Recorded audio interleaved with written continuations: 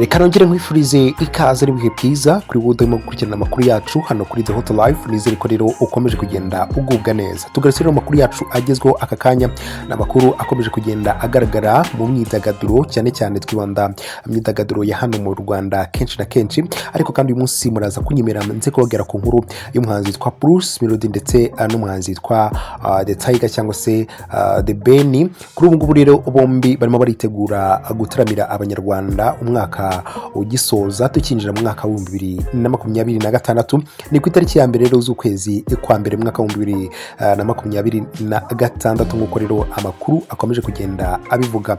Ni igitaramo rero gikomeye cyane kizitabirwa rero n'abantu benshi cyane n'ibyamamare bigiye bitandukanye hano mu Rwanda. Ariko kandi turaza kugaruka kuri press conference yaje gukorerwa cyangwa se yaje gukorwa n'aba bahanzi bombi uko ari babiri, The Ben ndetse na Melodie.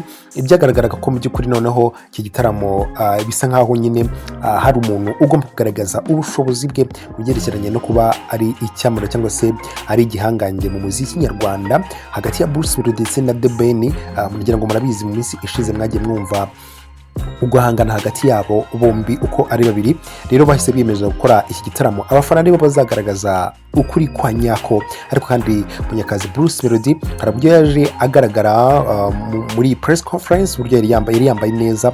Rero The Ben nawe yari yambaye neza, yambaye agasuti. Ariko kandi benshi bakomeje kugenda bagaragara ko mu by'ukuri Melodie ari we waje kugaragara nkaho nyine yambaye gihanzi mu buryo bwiza cyane.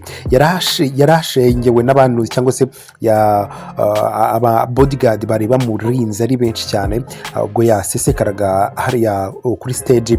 Ubwo rero aho kuri podium aho yaragiye gutangira ijambo rye kugerekeranye n'iki gitaramo n'ibizakiranga. Ibi byose rero tugiye kuba tubigarukaho, tubitsa neza ko iki gitaramo kizabera kuri BK Arena kuri iyo tariki ya mbere. Amatike arimo aragurwa cyane, mu minsi mike uraza gusanga amatike ashize. Nimba nawe rero utari wayigura, nyaruka gira vuba cyane kuko ushobora gusanga aya matike yashize. Jewe nditwa Alisol, ngiye tujye kubana muri aya makuru. Mushimira cyane wamaje ukanda subscribe cyangwa se abone ayikande kugira ngo nawe tujye tubasha kubana amakuru agiye atandukanye hano kuri The Hot Live. Natinze cyane, reka mitemera kuri iyi nkuru ikomeye cyane. Ni inkuru y'aba bahanzi bombi uko ari babiri, Melodie ndetse na The Ben, aho rero kugeza ubu ngubu ari abahanzi ubona ko ari abahanzi bagiye bakora cyane. Twavuga ko ari abahanzi bafite inkingi y'umuziki nyarwanda ku buryo ukomeye cyane.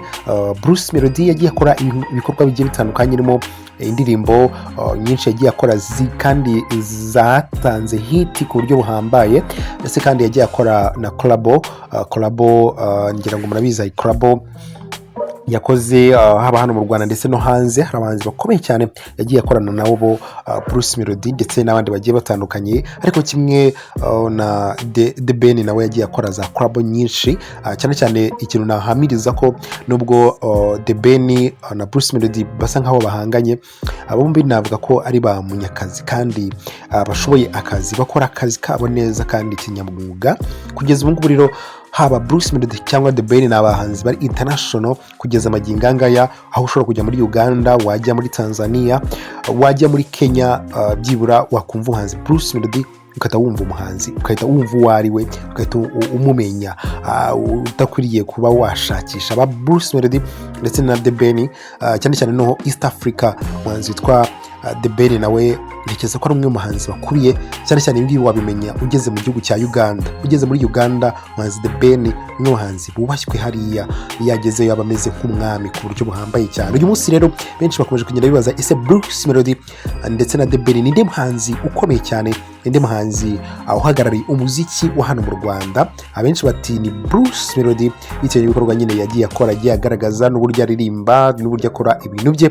Abandi bati ni The Ben. Ibi rero byose nubwo abantu bakomeje kugenda babyibaza ndetse banabyisubiza bavuga ati ni The Ben, bose baracyarimo barashidikanya. Ariko kandi uyu mwaka ukirangira twese tuzahita tumenya ukuri ku itariki ya mbere z'ukwezi kwa mbere umwaka wa 2026. Ni igitaramo gikomeye cyane cyamaje kuba gitegurwa, ndetse kaba ari n'abaterankunga barimo haba Primus, Mitsingi, Tekino ndetse n'abandi baterankunga bakomeye bateguye iki gitaramo rero kizabera muri BK Arena. arena.